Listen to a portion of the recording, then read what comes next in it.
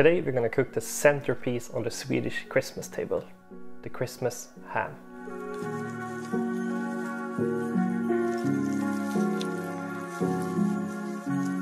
This is actually one of the last videos in this kitchen.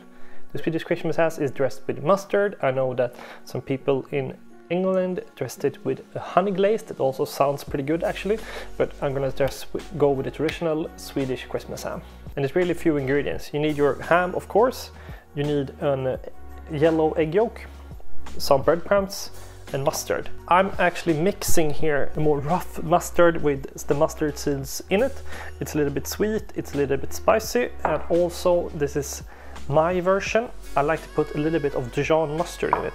Gives it a nice extra kick for the fat and salty ham. And yeah, good compliment. I'm a little bit ashamed here, I haven't boiled my ham by myself. I bought it in the store already boiled. So all I'm gonna do is put on the mustard glaze. But I have a good reason. In a few days we're moving to a small farm here in Sweden. So there will be lots of updates from there, so just stay tuned for that. So without further ado, let's get cooking. What I'm going to do first is to remove the skin here, and then we'll do the glazing.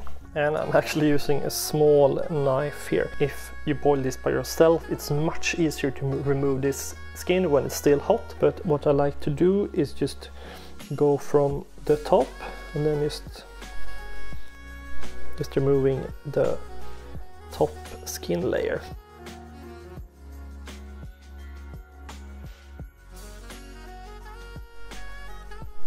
And this is optional if you're a little bit more scared for fat for some crazy reason.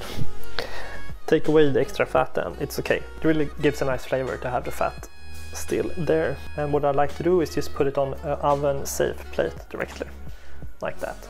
And before we start with the glazing, put the oven on 225 Celsius or let's go.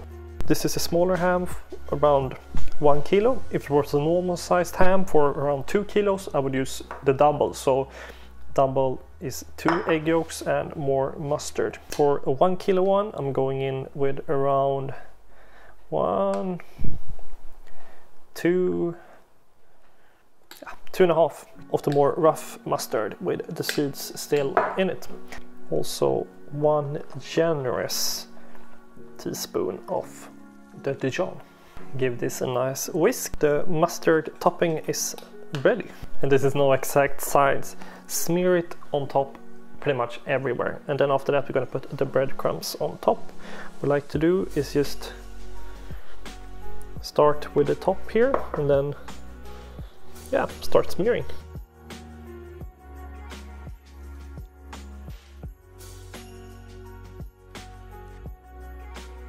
And to get it to stick a little bit more extra and also add a nice browning on top, I'm putting here a thin layer of breadcrumbs.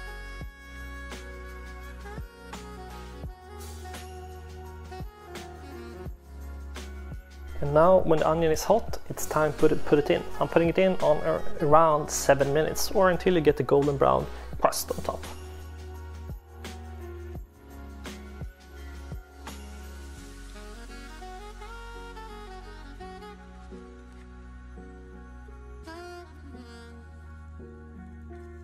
Let it rest for a few minutes, then we're gonna make a really Swedish Christmas sandwich. And there's some different ways to make this sandwich. Some use hard bread, but I like to use a bread called vörtbröd. It's a brown, more sweet bread filled with Christmas spices and raisins.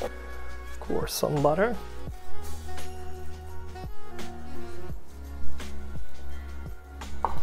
And also it's very common to have a little bit extra mustard on top. And as I said, this is one of my last videos here in this kitchen. In a few days we're moving to a small farm on the Swedish countryside. I have big plans and big expectations, so stay tuned for that. And as always, I post new videos every week, and I wish you a great day.